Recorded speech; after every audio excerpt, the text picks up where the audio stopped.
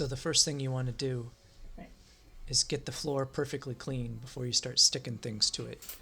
And since we're going to be installing sound deadening, it comes with a self-adhesive. We need to get the floor completely clean. I actually found a better way to do this later than using a broom. I'll probably show you in a later video. But for now, we sweep.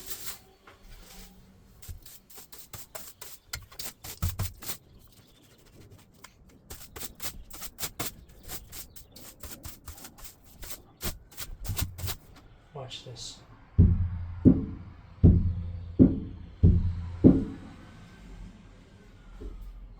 See, nowhere else. Look at this. Right here.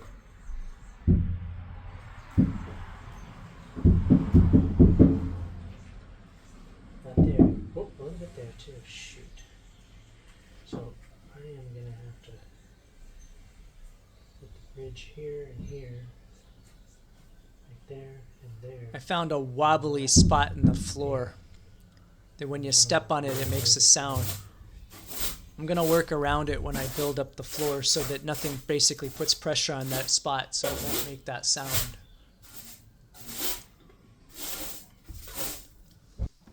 So I purchased this sound deadening product on Amazon called Siless.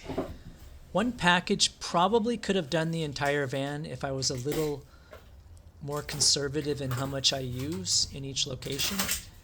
I ended up having to buy another package, which I'm not going to use all of. If I had only put it in, say, 30 to 35% of each panel instead of probably 50% of some of the panels, I probably could have gotten away with one package. This is 36 square feet of 80 mil.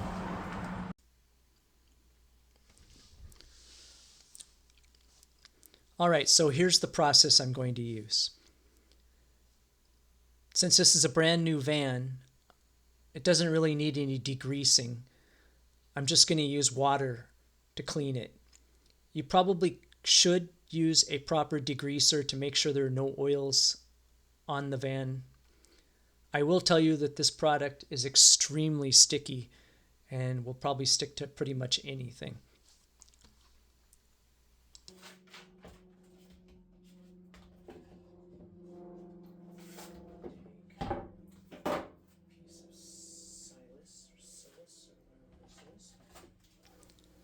So the process I'm using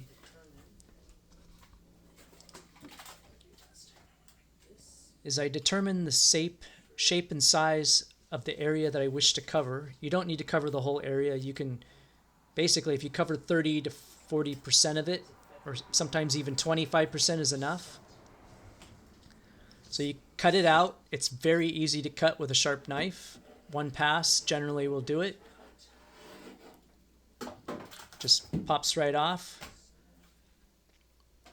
That's a very big piece. At the beginning, I was a little generous in the sizes. It doesn't need to be that big for sound deadening. It just needs to cover maybe 40% of the area. You're not trying to cover the whole area. It's not insulation. You're actually just trying to change the frequency that it resonates at by putting something heavy attached to the metal. It's a pretty good time to mention this now, that we don't want to completely block the channels between the ribs. You want to allow, like if you dumped a small amount of water in between two of the ribs, that it would still be able to flow out the back of the van.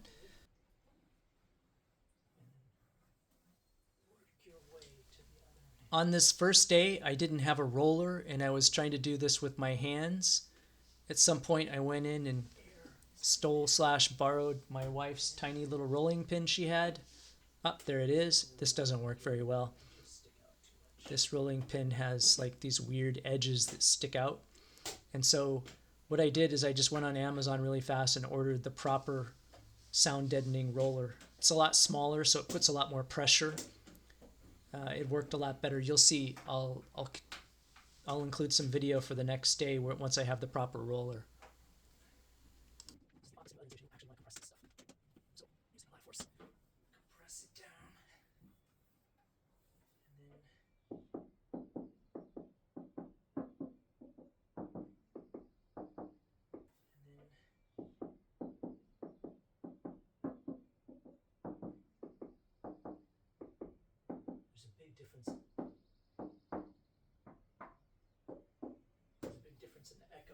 once you put this on.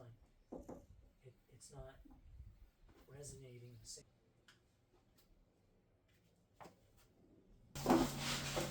So in addition to the floor, I'm also applying the sound deadening to the wheel wells.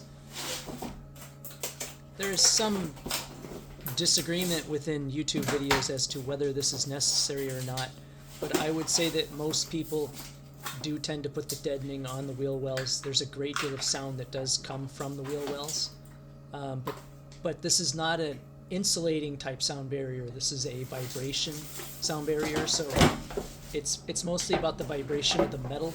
It does a lot less for actual prevention of sound coming through the metal, if that makes any sense. So that's why there's some debate as to how much this actually does, but I have quite a bit of it, and so I'm going to do it because it seems like a lot of people do it, and there's probably a reason for it.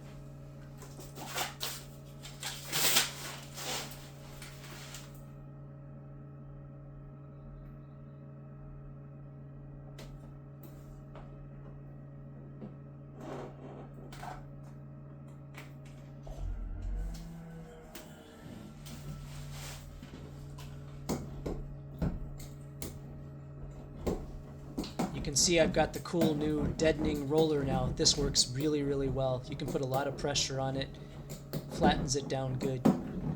I highly recommend it. I see people using big rolling pins, but there's just no way you can get the right amount of pressure because it's over too much surface area.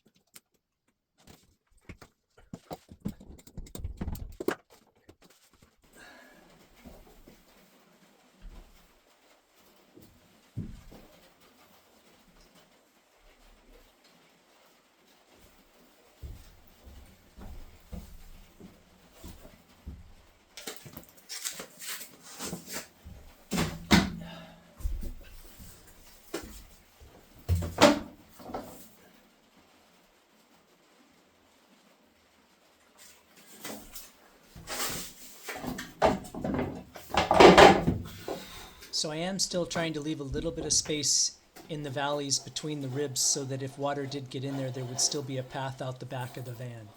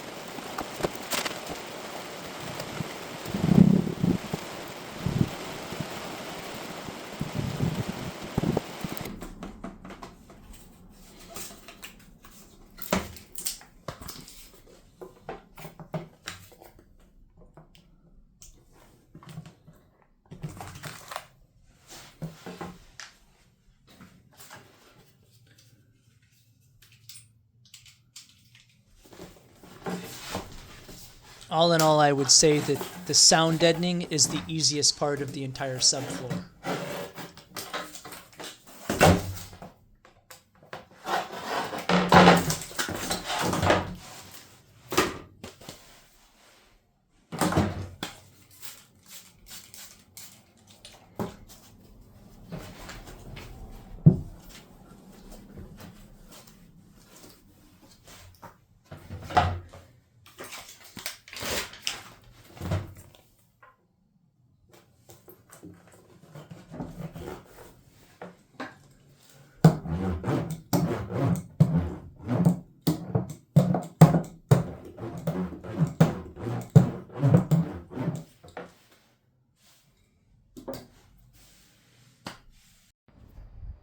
So the sound deadening on the floor I think is done, and I started on the walls with what I have.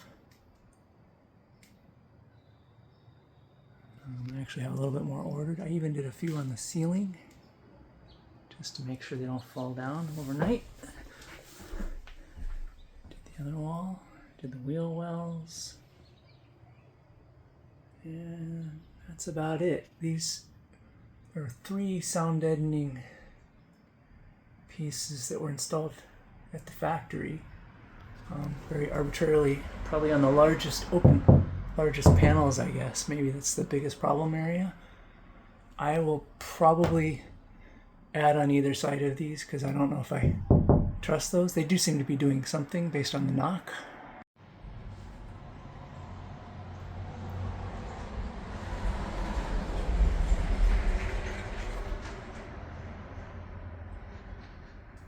In this last clip, you can see some of the XPS 1/4 inch foam plus some of the 1/2 inch foam on the edges. That's actually the subject of my next video, so stay tuned for that. And in the meantime, let's take a look at the sound deadening.